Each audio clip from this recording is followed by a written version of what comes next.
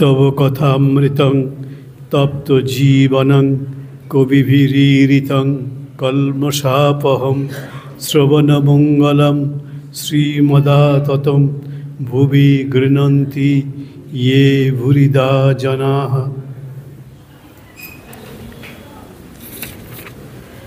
আমরা আগের দিনের যে কথামৃতের আলোচনা করছিলাম, কথামৃত মানে কথামৃত উপলক্ষে যে আলোচনা আমরা করছিলাম, সেখানে আমরা মাস্টারমশাইয়ের একটি কথার সূত্রে শ্রীরামকৃষ্ণ তাকে যে উপদেশ দিয়েছিলেন সেটা আমরা বলেছিলাম। আগের দিনে বলেছিলাম যে মাস্টারমশাইকে শ্রীরামকৃষ্ণ একটি উপদেশ দিয়েছিলেন। তখনকার দিনে সেই উপদেশটি কতখানি প্রাসঙ্গিক ছিল এবং আজও সেটা কত প্রাসঙ্গিক সেটা আমরা বুঝতে পারি। এখন আমরা বুঝতে পারবো সেটা যে শ্রীরামকৃষ্ণের এই কথাটি কতখানি প্রাসঙ্গিক আজকের জীবনে। আজকের জীবনে আমরা দেখতে পাই শ্রীরামকৃষ্ণ বলেছিলেন মাস্টারমশাইকে, আগের দিনে বলেছিলাম, তুমি বাবা মার সঙ্গে প্রীত করে থাকবে। এটা আপনাদের মনে পড়তে পারে। প্রীত করে থাকবে মানে বাবা মার সঙ্গে ভালোবাসা নিয়ে, শ্রদ্ধা নিয়ে একটি পরিমণ্ডল করে সেখানে থাকবে বাবা মাকে নিয়ে। বাবা মা থাকবেন কেন্দ্রে, তোমরা থাকবে তার চারপাশে, এবং এই বাবা মাকে কেন্দ্র করে যে সম্পর্ক তোমাদের হবে সেখানে যেটা বন্ধনের মাধ্যম হবে সেটি হবে প্রীতি, মানে ভালোবাসা, শ্রদ্ধা, সম্মান, এইগুলো মিলিয়ে যে বন্ধন তৈরি হবে সেটা তোমরা রাখবে বা তুমি রাখবে। এটাও বলেছিলাম আমি যে মাস্টারমশাই কলকাতা বিশ্ববিদ্যালয়ের একজন শিক্ষিত যুবক, তখন বিবাহ করেছেন, সন্তানাদি হয়েছে, কিন্তু তাদের যে বাড়ির যে পরিবেশ, বাবা মাকে নিয়ে যে পরিবেশ, সেই পরিবেশে কোথাও একটা চির ধরে যাচ্ছে। এটা শ্রীরামকৃষ্ণকে বলতে হয়নি, শ্রীরামকৃষ্ণ বুঝেছেন। ওটা কোথাও একটা বন্ধনের যে ভিতটা সেটা নড়ে যাচ্ছে, শিথিল হয়ে যাচ্ছে, শ্রীরামকৃষ্ণ বুঝেছেন। তাই মাস্টারমশাইকে এই পরামর্শ দিয়েছেন যে বাবা মার সঙ্গে প্রীত করে থাকবে, মানে ভালোবাসাটা যেন দৃঢ় থাকে। ওটা আগের দিনে বলেছিলাম যে পরিপ্রেক্ষিতে, সেটা হচ্ছে আজকের যে আমাদের জীবন। আমি বাঙালির কথা বলছি, বাঙালিদের কথা বলছি। বাঙালিদের মধ্যে দীর্ঘকাল ধরে একটা জূথবদ্ধ ভাব ছিল, মানে সবাইকে নিয়ে একটা পরিবার তৈরি করে সেভাবে সবাইকে নিয়ে সুখে দুঃখে, আনন্দে বিষাদে সবাই মিলে থাকবেন। দুঃখটাও সবাই ভাগ করে নেবেন, সুখটাও সবাই ভাগ করে নেবেন। কারণ আমি আগের দিনে বলেছিলাম যে আমাদের তখনকার দিনের যে পরিবার ছিল, বাঙালির কথা বলছি, সেই এই বাংলা হোক আর ওই বাংলা হোক, তখন তো বাংলা একটাই ছিল। সেই বাংলার পরিবারগুলো মূলত এবং প্রধানত ছিল যৌথ পরিবার। মানে একই পরিবারের মধ্যে তখন হয়তো এক পুরুষ, দুই পুরুষ, এমনকি তিন পুরুষ ধরে থাকতো মানুষেরা, সদস্যরা। হয়তো তখনকার দিনে একটা পরিবারে একই সঙ্গে 2-3 প্রজন্মের মানুষ থাকতেন, হয়তো একটা পরিবারে তখন 20, 25, 30 এরকম লোক থাকতেন। আমি বেশ কিছুদিন আগে ওই বাংলায়, আপনারা নাম শুনে থাকবেন, ঝাড়গ্রাম, ওই ঝাড়গ্রামের কাছে একটা জায়গা আছে, তার নাম মানিকপাড়া। মানে কলকাতা থেকে ঝাড়গ্রাম যেতে গেলে পরে আগে মানিকপাড়া পড়বে, তারপরে কয়েক মাইল গিয়ে ঝাড়গ্রাম পড়বে। তো ওই পরিবারের পক্ষ থেকে আমাকে একটি আমন্ত্রণ জানানো হয়েছিল যে আপনি যদি এই ঠাকুরের কথা আমাদের কাছে কিছু বলেন। তা আমি দেখে অবাক হয়ে গেছিলাম, একটি পরিবার, একজন বৃদ্ধ হচ্ছেন সেই পরিবারের কর্তা,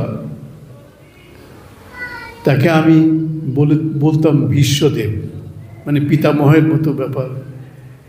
পুরো পরিবারটাকে তিনি ধরে রেখেছেন, তাকে কেন্দ্র করে গোটা পরিবারটি এক হয়ে আছে। এবং আমি তখন গুনেছিলাম যে ওই পরিবারের সেই মুহূর্তে যখন আমি গেছিলাম কতজন সদস্যার উপস্থিতি হয়েছে। গুনে ওরা বললেন 110 জন। ভাবুন তো, একটা পরিবারে 110 জন যদি থাকে, আজকে কোনো আমাদের রামকৃষ্ণ মঠ লাগবে জায়গা দেওয়ার জন্য, এমন কোনো জায়গা নেই যে 110 জন মানুষকে একটা পরিবারের মধ্যে রাখতে পারে। এরকম বাড়িও নেই, এরকম পরিস্থিতিও নেই, এরকম আমাদের মানসিকতাও নেই। তো সেই পরিবারটিকে আমি দেখেছি, সবাই ওই বৃদ্ধ ভদ্রলোক, যাকে আমি পিতামহ বলতাম, মানে মজা করে বলতাম, তাকে কেন্দ্র করে এক হয়ে আছেন। কিন্তু দুঃখের বিষয় এই যে যখন আমি দেখেছিলাম, এটা ধরুন আজ থেকে 20-25 বছর আগের কথা বলছি, তখন 110 জন মানুষ একটি পরিবারকে কেন্দ্র করে রয়েছে। মেয়ের বাড়ি থেকে মেয়েরা এসছে, শ্বশুর বাড়ির থেকে, আর ছেলেরা তো নিজেদের পরিবারে আছেই, এদের নাতি পুতি সব নিয়ে 110 জন। দুর্ভাগ্যের বিষয়, সেই পরিবারটির খবর আমি রাখি, তারাও আমার সঙ্গে যোগাযোগ রাখেন। সেই পরিবারটি ভেঙে যাচ্ছে। এটা তো এখন ইউটিউবে চলে যাচ্ছে, আমার যে কথাগুলো, ওদের কাছেও যাবে এই খবরটা, কথাগুলো, ওরাও দেখবে আমার এই কথাটা কি বলছি। সেই পরিবারটি এখন দুর্ভাগ্যের বিষয় ভেঙে যাচ্ছে। কিসের জন্য ভেঙে যাচ্ছে? একটাই তো কারণ, ওই যে ঠাকুর বলছেন প্রীত করে থাকবে। প্রীতি, ভালোবাসা, শ্রদ্ধা, সম্মান, মর্যাদা দান, এইগুলো সব কিছুই এই প্রীতের মধ্যে বা প্রীতির মধ্যে জড়িত রয়েছে। সেগুলোর অভাব হয়ে গেছে। সবাইকে আমি চিনি, সবাই আমাকে তাদের সমস্যার সময় আমাকে স্মরণ করে, বলে কি হবে মহারাজ, কি করে এই সমস্যা থেকে বেরিয়ে আসবো। যে এখনকার যে প্রজন্ম, তারাও আমাকে শ্রদ্ধা করে, ভালোবাসে। তো সেই পরিবার টিকলো না। এখনও ওরা যাই হয়তো অকেশন হলে, অকেশন তো আমি গেলে হতো, এখন তো সেই অকেশন আর হচ্ছে না। এখন তো পারিবারিক কোনো অনুষ্ঠান উপলক্ষে হতে পারে, জানি না সেটা হচ্ছে কি না। কিন্তু এই দুঃখের বিষয় যেটা, যে এই যে একটা দৃঢ় বন্ধন ছিল ওই পরিবারের মধ্যে, সকলকে নিয়ে একটা বন্ধন ছিল, সবাই খুব ভালো লোক, খারাপ লোক কেউ নেই, কিন্তু সেই পরিবারের মধ্যে ওই বন্ধনটি শিথিল হয়ে যাচ্ছিল। সকলের অলক্ষ্যেই হয়তো যাচ্ছিল, সকলে হয়তো জানতো যেটা যাচ্ছে, তবু গেল, ভেঙে গেল। আজকে ওদের ওই একসঙ্গে 110 জনকে জোগাড় করা বা জড়ো করা আর সম্ভব নয়। এই পরিপ্রেক্ষিতে মাস্টারমশাইকে তখনকার দিনে শ্রীরামকৃষ্ণ বলেছিলেন, সাবধান করেছিলেন যে বাবা মা সবাইকে নিয়ে প্রীত করে থাকবে, মানে প্রীতির সঙ্গে মিলনের মন্ত্রে সবাইকে উদ্বুদ্ধ করে মিলনের বন্ধনে সবাইকে নিয়ে থাকবে। কিন্তু সেটা আর থাকলো না। এবং এই যে শ্রীরামকৃষ্ণ এই মাস্টারমশাইকে বললেন, একজন মানুষকে তো বলছেন না, একজন মানুষকে উদ্দেশ করে আমাদের সবাইকে তিনি জানাচ্ছেন এই নির্দেশ যে ভালোবাসার বন্ধন যদি শিথিল হয়ে যায়, লুজ হয়ে যায়, তাহলে সব নষ্ট হয়ে যাবে। আপনাদেরকে বলবো, এখন তো আর আপনাদের এই যৌথ পরিবারের ব্যাপারটা নেই, প্র্যাকটিক্যালি নেই। হয়তো একটা দুটো কোথাও থাকলেও থাকতে পারে, জাদুঘর বা মিউজিয়ামের মতো সে একটা দুটো থাকতেও পারে, কিন্তু সেই জিনিস আর নেই। সেই বন্ধন, সেই দুঃখকে ভাগ করে নেওয়া, আত্মত্যাগ, এসবগুলো এখন আর নেই। এখন সবাই যেটা বারবার আগের দিনে বলেছি, এটা হয়তো আজকের যুগেরই একটা বৈশিষ্ট্য, আমাদের মনগুলো সব ভেঙে গেছে। মনগুলো আর একসঙ্গে থাকতে ভালোবাসে না, থাকতে চায় না। তখনও যখন 110 জনকে নিয়ে ওই পরিবারটি থাকছে, তখন কি অসুবিধা হয়নি? এতগুলো লোক থাকবে কোথায়? এই শীতকালে এত লোক তোষক কোথায় পাবে? যে কোনো একটা বড় পরিবার হলেও তাদের পক্ষে জোগাড় করা কঠিন। 110 জনকে ঢাকা দেওয়ার মতো লোক তোষক কোথায় পাবে? খুব কঠিন। এখন তো তার দরকারই নেই, সব উঠে গেছে, ওই উপরে তুলে রেখেছে। কোথায় দাদু, কোথায় দিদা, ঠাকুমা, জ্যাঠামশাই, জেঠিমা, বাবা, মা, কাকা, কাকিমা, এমনকি অবিবাহিত বাড়ির মেয়েরা, যাদের তখনও বিয়ে হয়নি, হয়তো পরে হবে, তারাও তো সব ওই পরিবারের মধ্যে হয়েছে। আবার যাদের সদ্য বিয়ে হয়েছে, সেই নতুন বিবাহিত হওয়া কন্যা, তারাও এসেছে তাদের আত্মীয় স্বজনকে নিয়ে। সেটা বিরাট ব্যাপার। এবং এর মধ্যে একটা দুঃখ ছিল, অবশ্যই ছিল। কি দুঃখ?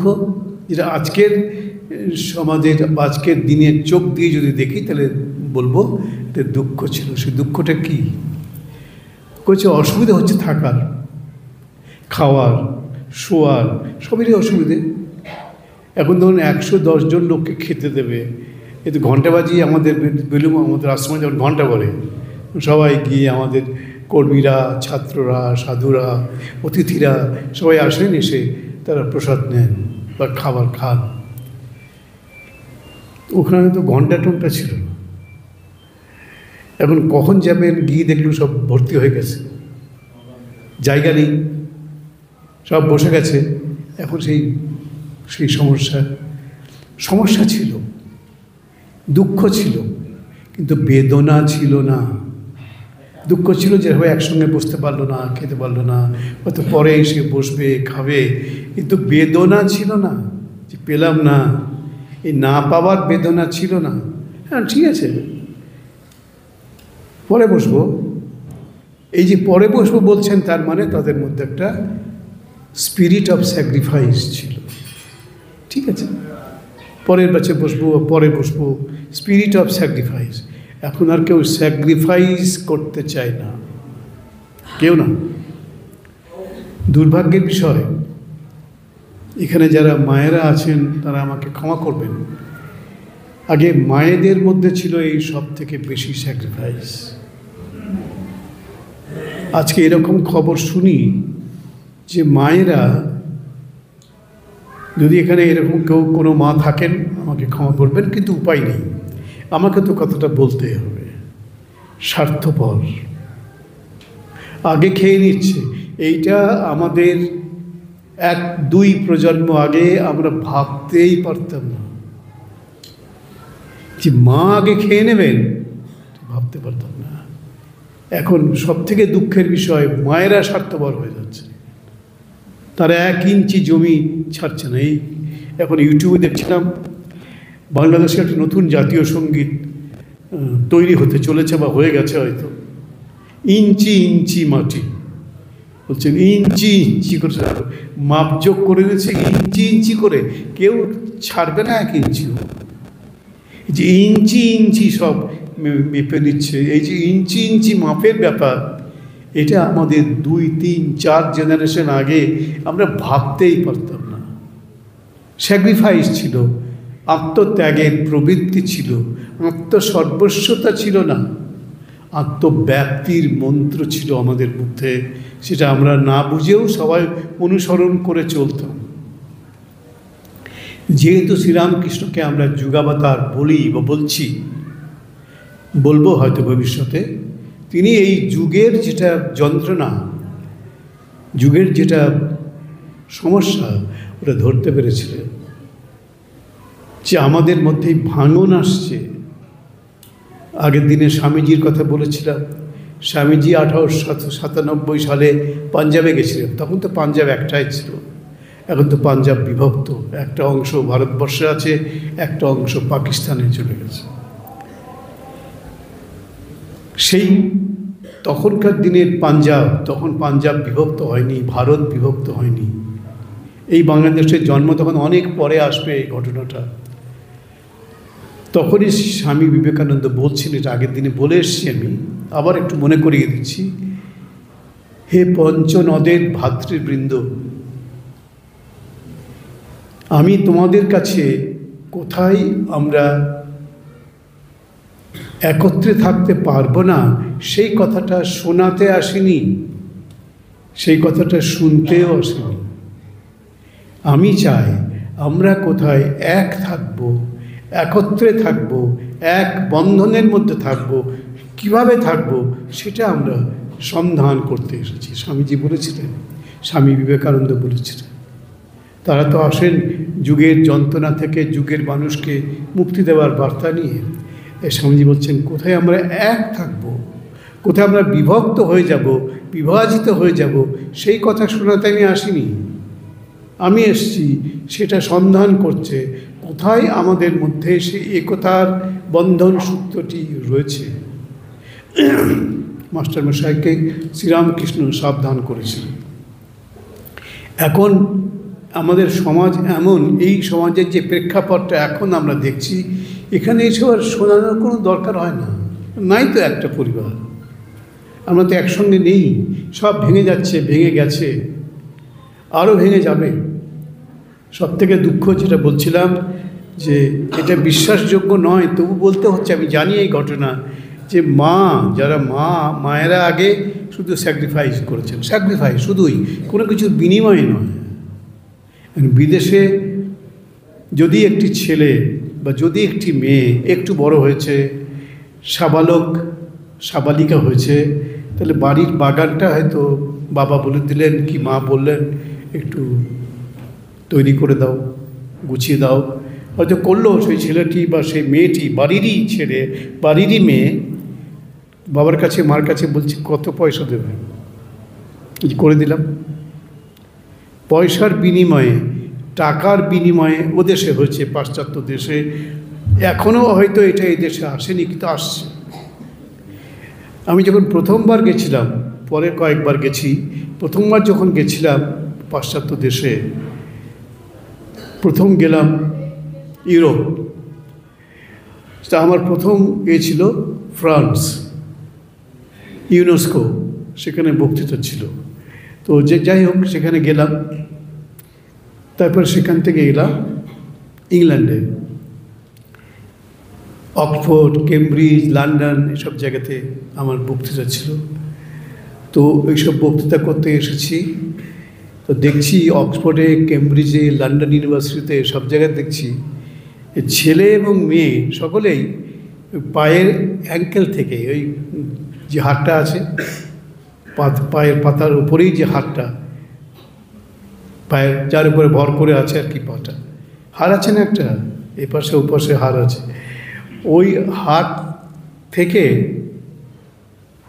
কোমর অবধি যে প্যান্ট পরে আছে, ছেলেরাও প্যান্ট পরে আছে, মেয়েরাও প্যান্ট পরে আছে, ওখান থেকে একদম কোমর অবধি পকেট, এপাশে ওপাশে, হাঁটুতে দুই হাঁটুতে আবার পকেট। এটা যখন দেখলাম তখন একটু অবাক হয়েছিলাম, যে এত পকেট কী হবে, এত পকেট ওদের তো লাগে না, ওদেরকে এত পকেট লাগে, এইসব ভাবছিলাম। তো পরে যখন আবার বিদেশে গেলাম, তখন দেখলাম ওই পকেট আর নেই, প্যান্ট আছে, পকেট নেই। প্যান্টের পকেটগুলো গেল কোথায়, সব এরা নিয়ে নিয়েছে, যেটাকে ওরা উচ্ছিষ্ট করে ফেলে দিয়েছে, এটা এরাকে চেটে পুটে তুলে নিয়েছে আমাদের দেশ, এই বাংলাদেশ, ভারত। সব চেটে ফুটে তুলে উচ্ছিষ্ট, ওদের উচ্ছিষ্ট করে ফেলে দিয়েছে, ওটাকে চেটে ফুটে সাগ্রহে তুলে নিয়েছে।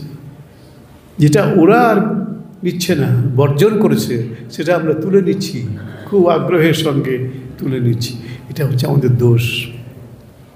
আমরা শুধু পাশ্চাত্যকে অনুকরণ করি, এই যে অন্ধ অনুকরণ মোহ, এখান থেকে বাঁচার কথা, বাঁচবার জন্য আদর্শের কথা শ্রীরামকৃষ্ণ তার প্রধান শিষ্য স্বামী বিবেকানন্দ দিয়েছেন, আর শ্রী শ্রী মা তো জীবনে যাপন করেছেন।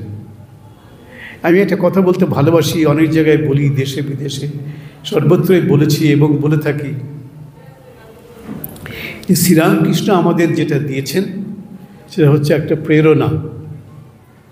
শ্রীরামকৃষ্ণ আমাদের দিয়েছেন ইন্সপিরেশন, একটা প্রেরণা, কেমন করে আমি থাকবো, কেমন করে বাঁচবো, একটা আদর্শ, একটা প্রেরণা দিয়েছেন, ইন্সপিরেশন। শ্রীরামকৃষ্ণ দিয়েছেন ইন্সপিরেশন।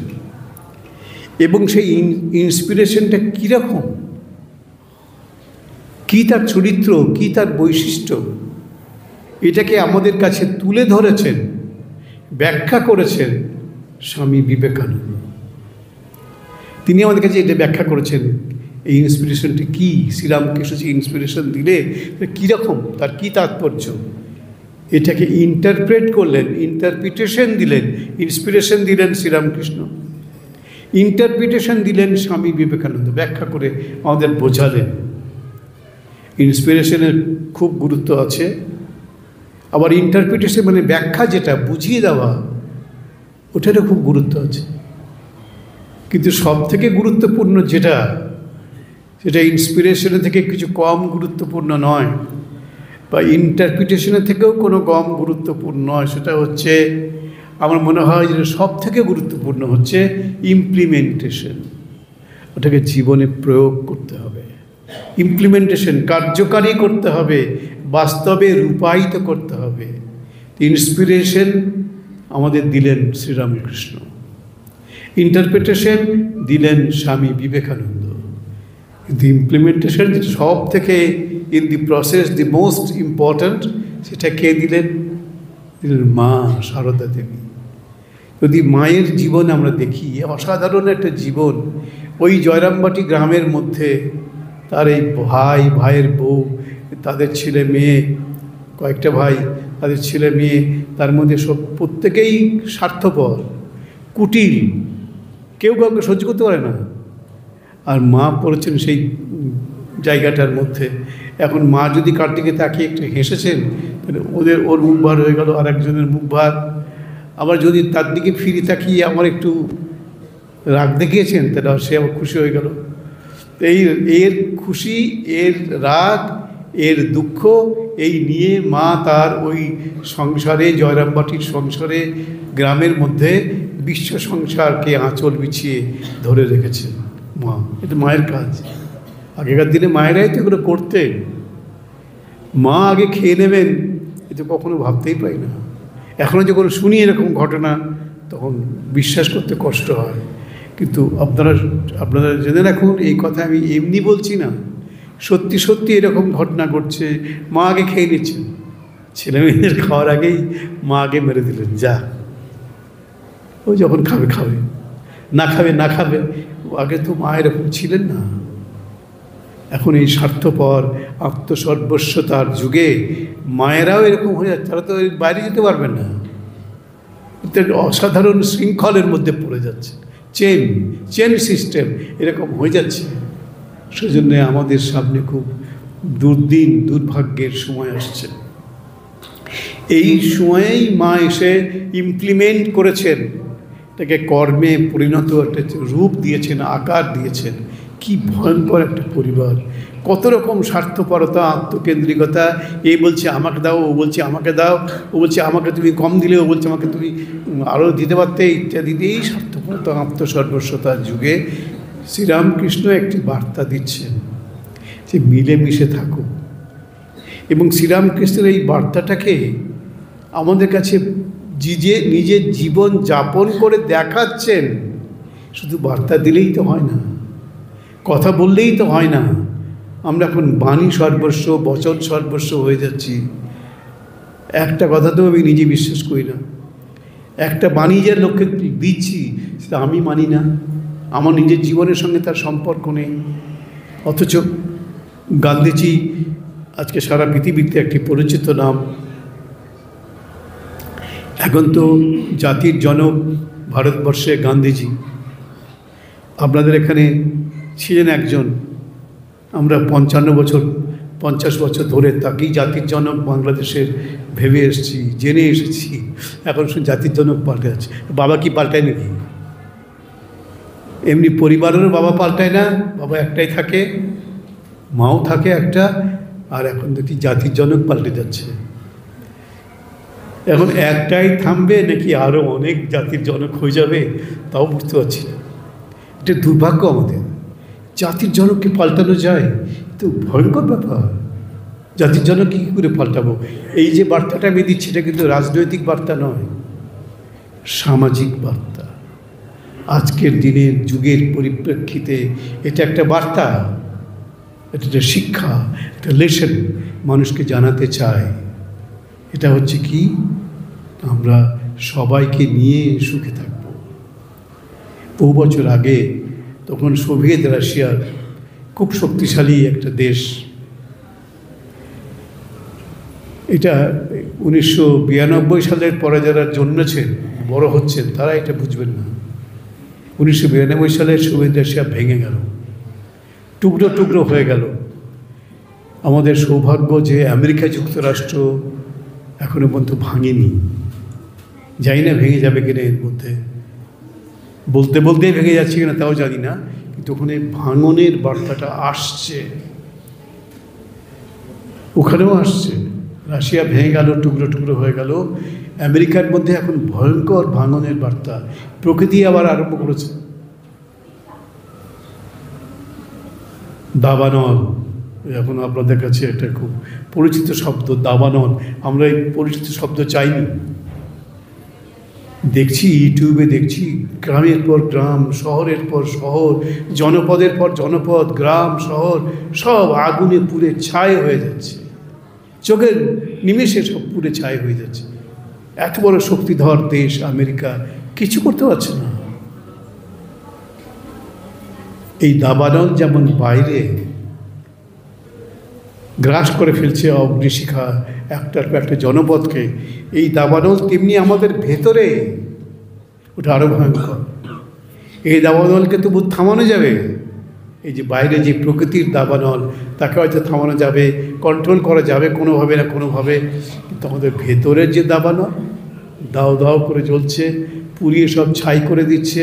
আমাদের ভালোবাসা, আমাদের শৃঙ্খলা, আমাদের শৃঙ্খল বন্ধন সব পুড়িয়ে ছাই করে দিচ্ছে। এগুলো সব আমাদের পুরাণের মধ্যে লেখা আছে।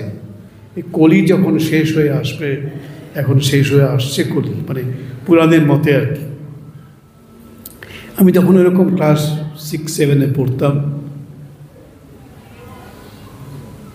তখন একটি পঞ্জিকায় দেখেছিলাম, তখন থেকে, সেই বছর থেকে কলি শেষ হতে আর 350 বছর আছে। এই ঘটনা ওই পঞ্জিকায় দেখার পরে 50-60 বছর অতিক্রান্ত হয়ে গেল। তো এখন 300 বছর কি তার একটু কম আছে কলি আসতে, কলির সূচনা হতে। কিন্তু সূচনার আগে তো সূচনা থাকে, সূচনার আগে আবার সূচনা থাকে। তো সেই সূচনা আমরা দেখতে পাচ্ছি, কি ভয়ঙ্কর সূচনা। এবং এই যে পরিবারের বন্ধনের মধ্যে সবথেকে গুরুত্বপূর্ণ ছিল কি, একে অপরের উপরে নির্ভরতা। আমরা নির্ভর করতাম, যে বাবা মা কেন্দ্রিক যে আমাদের পরিবারগুলি ছিল, বা আরও আগে পিতামহ পিতামহী কেন্দ্রিক যে পরিবারগুলো ছিল, সেগুলো সব শেষ হয়ে যাচ্ছে।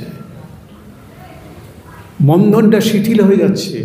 এই যে বন্ধন, এই বন্ধনের যে দৃঢ়তা, এটা শিথিল হয়ে যাচ্ছে, আর থাকছে না, টাইট থাকছে না, শিথিল, লুজ হয়ে যাচ্ছে।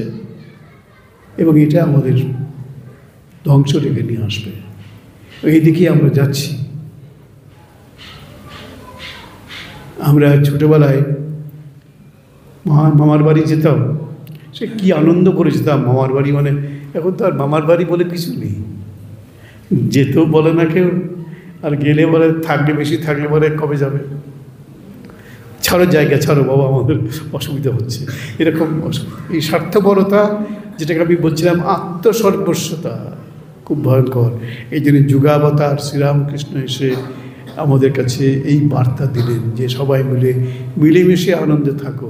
আর এটাকে রেখে গেলেন আমাদের মাকে। মা একটি পরিবার, তার একটা পরিবার তো নয়, যেন বিশ্বজোড়া একটা পরিবার। তার মধ্যে ডাকাত আছে, হিংসুটে আছে, কলহপ্রিয় বা কলহপ্রিয়া এরকম লোক আছে, ঝগড়ুটে, অত্যন্ত ঈর্ষাপরায়ণ পরস্পরের প্রতি, সেরকম মানুষ রয়েছে। এবং সেই মানুষগুলো যে এই সংসারকে কি দুর্বিষহ বিষাক্ত করে দেয়, সেই অভিজ্ঞতাও আমাদের হচ্ছে অনেকের। এই পরিবেশে শ্রীরামকৃষ্ণ মাকে রাখলেন। এই একটু আগে মায়ের গান হচ্ছিল যে মা থাকলে সব থাকবে। মাকে যদি রাখতে পারি, সব থেকে যাবে। মা যদি থাকে আর ভয় কিসের? কিন্তু মাই তো আর থাকছেন না। হয়তো অনেকের কষ্ট হবে শুনলে, রাগ হবে, কিন্তু আমি এরকম কেস জানি। মা আগে খেয়ে নিচ্ছেন, এই মাছগুলো খায়, বড় মাছগুলো ছোটো মাছগুলোকে খেয়ে নেয়। এখন যদি মা আগে খেয়ে নেয় সন্তানের খাওয়ার আগে বা পরিবারের অন্যদের খাওয়ার আগে, তাহলে সেই পরিবারে কী অবস্থা হবে? এখন মা যে খাচ্ছেন সে হয়তো বাধ্য হয়ে খাচ্ছেন, হয়তো সিচুয়েশন এমন তৈরি করে দিচ্ছে যে মাকে হয়তো আগেই খেতে হচ্ছে, তাকে তো কাজে বেরোতে হবে, তাকেও কাজে বেরোতে হবে, সুতরাং সে তৈরি হবে, তাকে খেতে হবে, সব হচ্ছে। নানা রকম প্রেক্ষাপট আমাদের সামনে আসছে। তো এই প্রেক্ষাপটের মধ্যে যুগাবতার বলছে তো শ্রীরামকৃষ্ণকে, তিনি এসে একটা আদর্শ আমাদের সামনে রাখছেন। সে আদর্শটি হচ্ছে আত্মত্যাগের আদর্শ। যত বড় স্যাক্রিফাইস যতটা পারো করো, তুমি নিজের অনেক ক্ষতি করে স্যাক্রিফাইস করবে সে কথা বলছেন না, কিন্তু স্যাক্রিফাইস করার একটা মানসিকতা, একটা প্রেরণা, এটা আমাদের মধ্যে আনতে হবে। সেটা আমাদের মাথায় রাখতে হবে। কী করে আমরা একসঙ্গে থাকবো? তা বলছিলাম যে ওরকম আজ থেকে 40-50 বছর আগে যখন সোভিয়েত রাশিয়া, তখন ওদের নিয়ন্তা হচ্ছে ক্রুশ্চেভ। এই প্রজন্মের লোকেরা নাম শুনেছে কেন যায় না, তখন খুব পাওয়ারফুল নেতা সোভিয়েত রাশিয়ার কর্ণধার ক্রুশ্চেভ, নিকিতা ক্রুশ্চেভ, বুলগানিন, এসব তখন সোভিয়েত রাশিয়ার বিখ্যাত নেতা।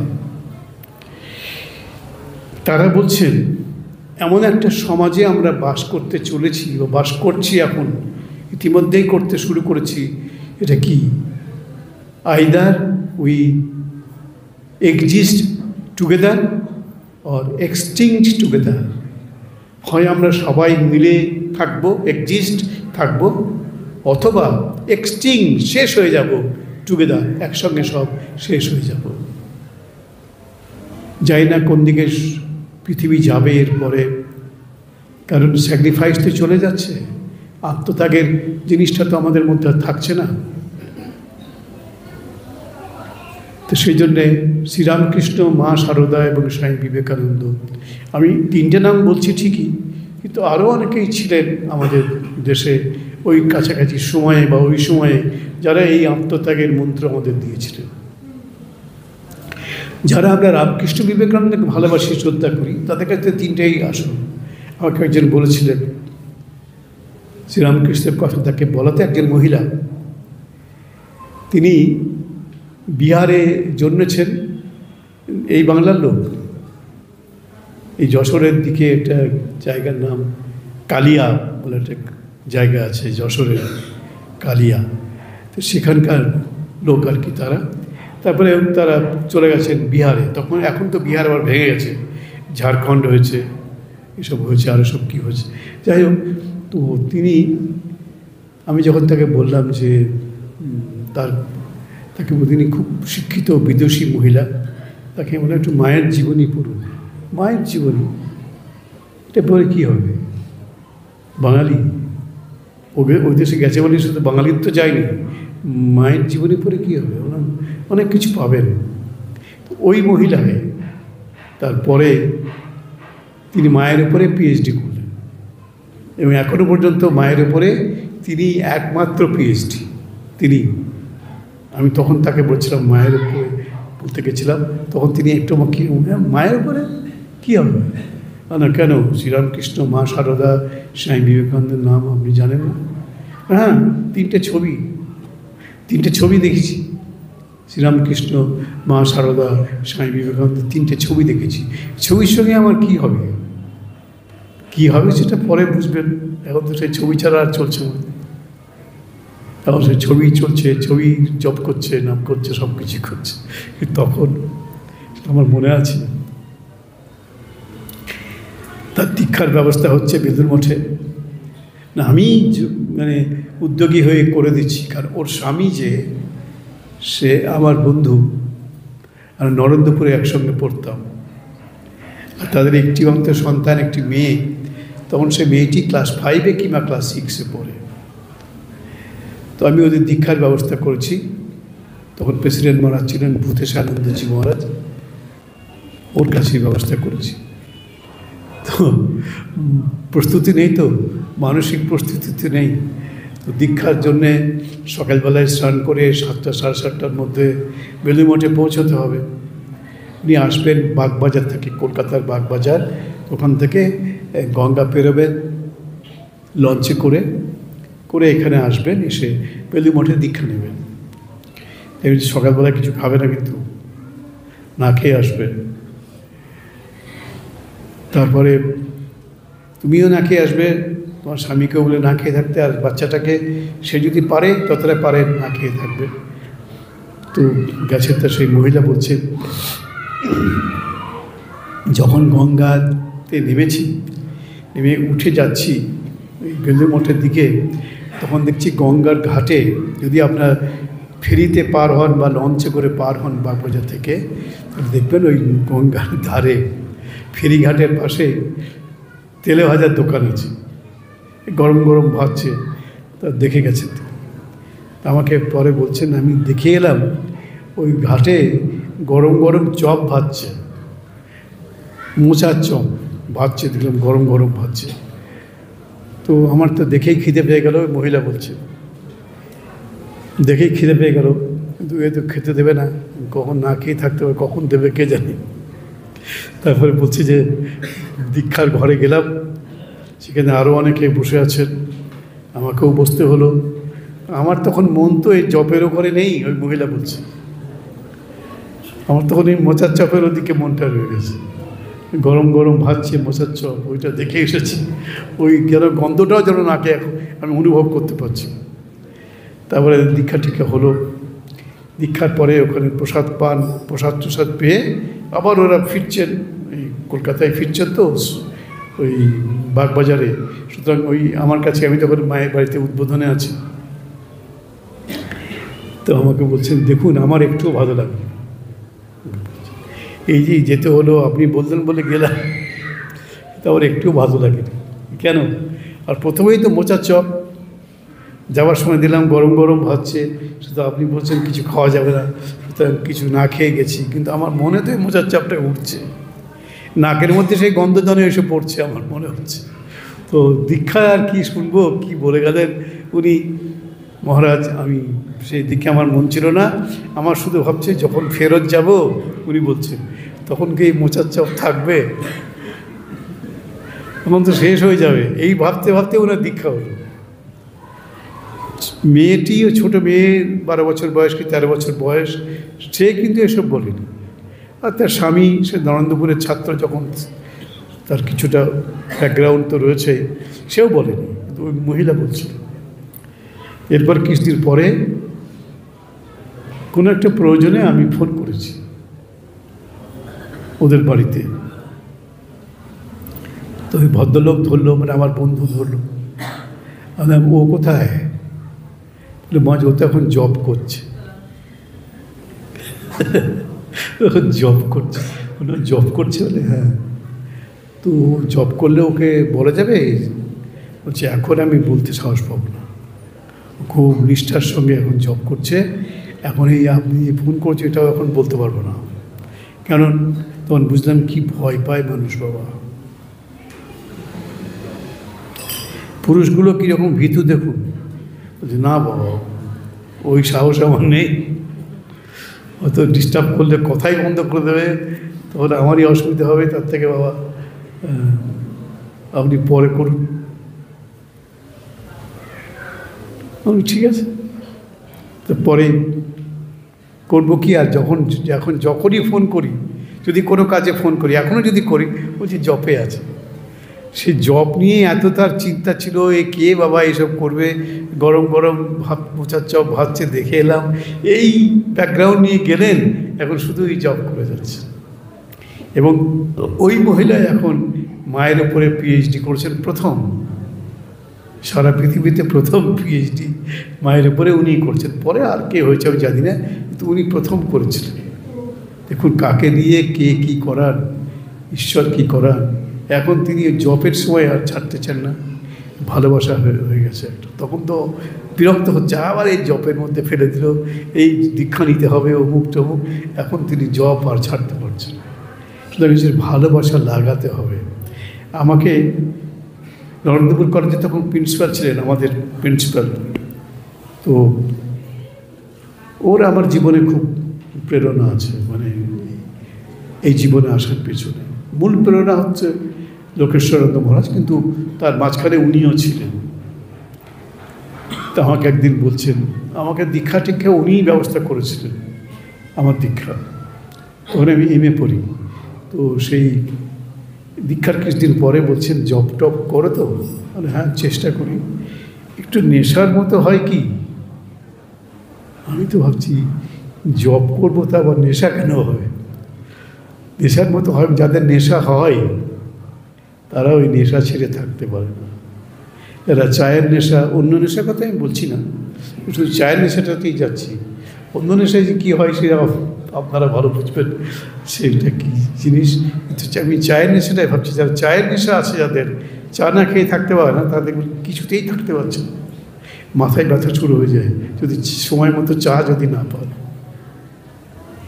তো আমাকে আমার প্রিন্সিপাল মহারাজ বলছেন, এই যে জব টপ করো, একটু নেশার মতো হয় কি, মানে ভালো লাগাটা হচ্ছে কি, অ্যাটাচমেন্ট, অ্যাডিকশন, এসবগুলো কি হচ্ছে জবের প্রতি, যদি হয় তাহলে বুঝবে যে এটা ভালো লক্ষণ।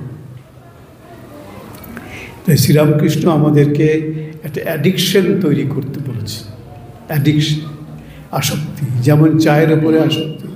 আমি চাটাই ধরছি, অন্যগুলোর মধ্যে আমি যাচ্ছি না, সেগুলো সম্বন্ধে আমার কোনো ধারণা নেই।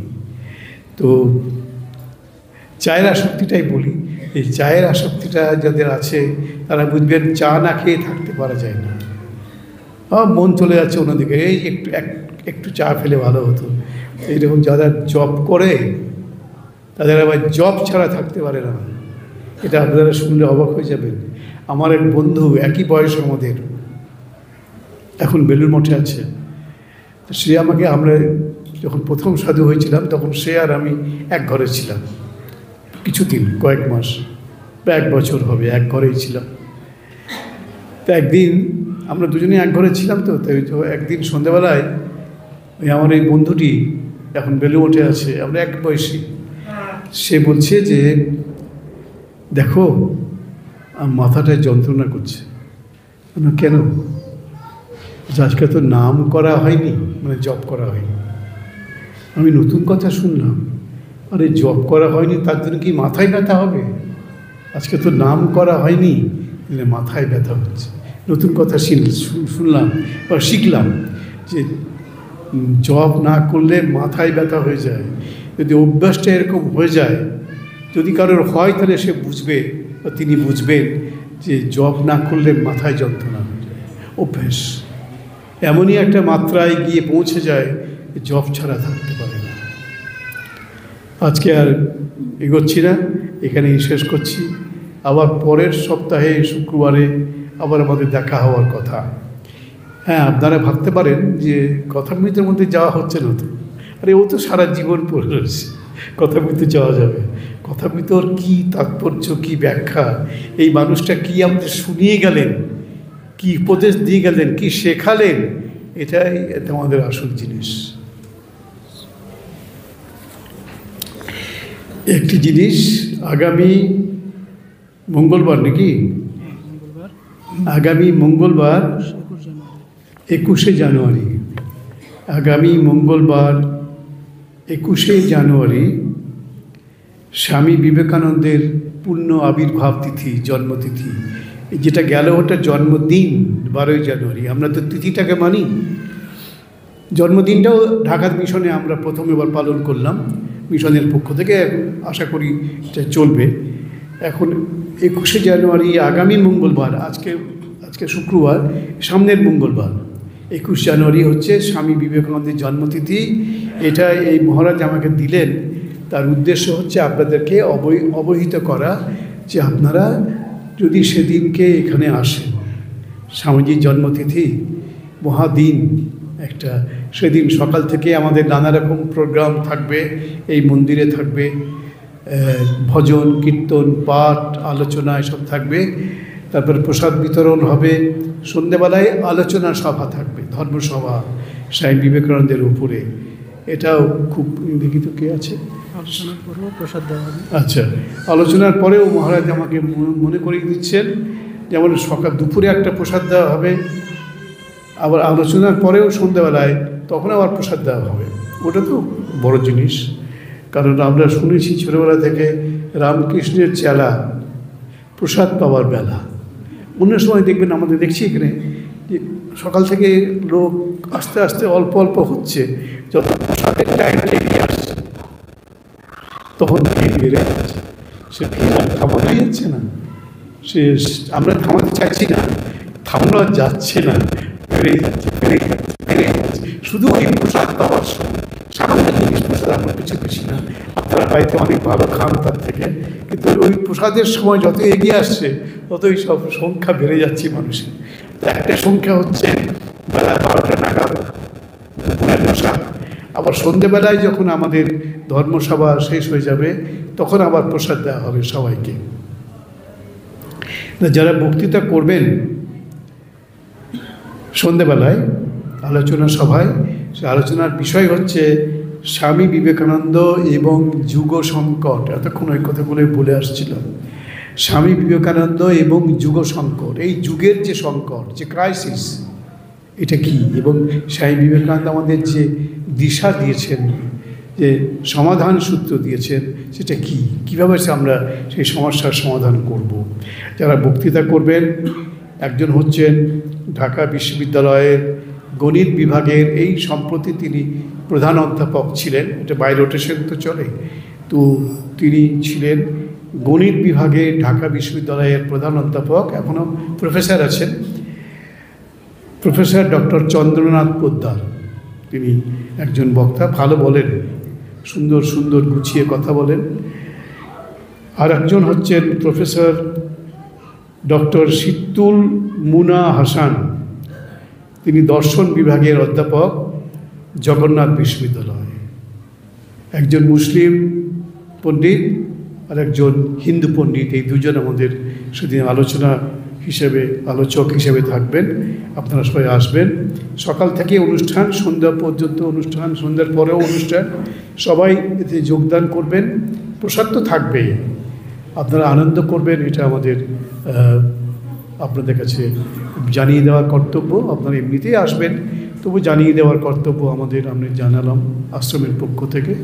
আগামী মঙ্গলবার 21শে জানুয়ারি, এই কথা রইল।